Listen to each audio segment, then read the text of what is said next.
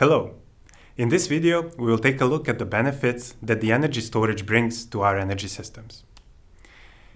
Energy storage is extremely important as it helps with handling variability of renewable energy supply and energy demand. In the following minutes, we will highlight the importance of storage for matching supply and demand, and we talk about alternatives to storage. In the end, we mention the main characteristics of storage technologies. Let's start with renewable energy production. The energy produced by solar and wind resources varies with time, and these variations are present at several time intervals. If we consider solar energy, we can first identify the variations on the shortest time scales of minutes. These variations are due to passing of clouds. We can then recognize that there is the day and night cycle.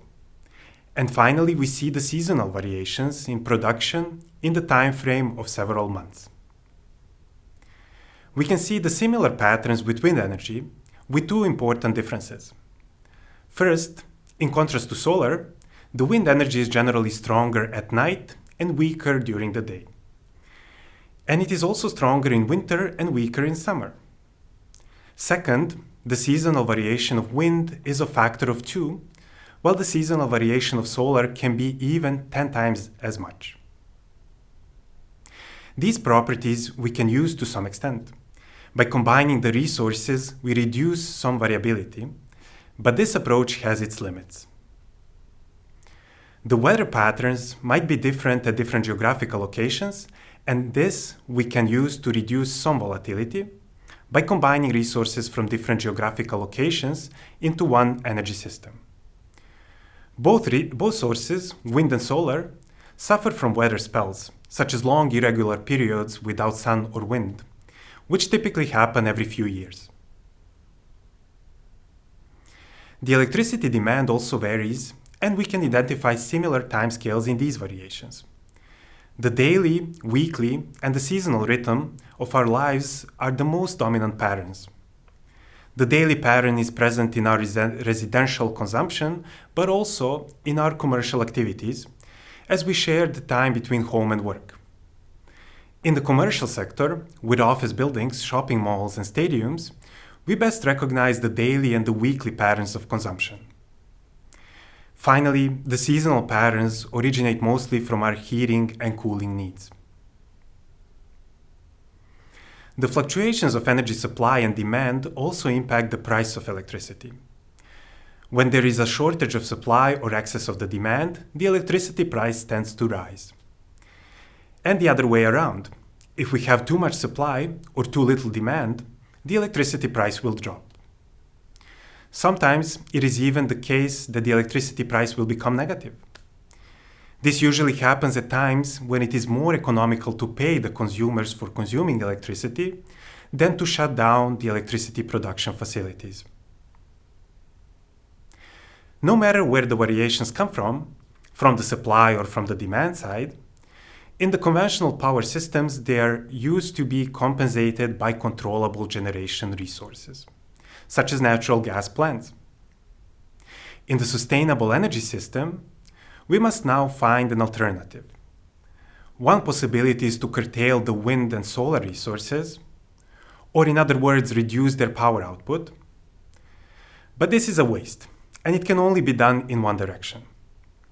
We can only reduce but not increase production, unless we intentionally keep our renewable resources from producing at their maximum. In any case, we are wasting renewable energy. Another alternative is to adjust the controllable demand to follow the supply. But this again can only be done to a certain extent, which is well below the level of renewables we plan to have in our electricity grids. Hence, the conversion of sustainable electricity to other forms of energy seems to be the best alternative to handle this surplus of renewable energy. Then we can convert that energy back to electricity if we need it as such, or use it in the other form. It is easy to recognize that variations with higher frequency and smaller magnitude require smaller storage, while the variations with larger magnitude and smaller frequency require larger storage. Based on everything said so far, we can recognize the need for long-term storage, such as seasonal storage, and short-term storage, such as weekly, daily, or hourly storage. To address this need, we need storage technologies of different energy capacity. Now we can also consider that at times we would need higher energy conversion rate in order to address fluctuations of larger magnitude. For example, when clouds shade entire solar farm in a matter of seconds. And at other times, we could do with a lower conversion rate. For example, when wind is gradually increasing. The storage capacity and the energy conversion rate are the two technical characteristics of the storage which we must consider when deciding which storage technology to use. In conclusion, we have outlined the need for electricity energy storage in the sustainable energy systems.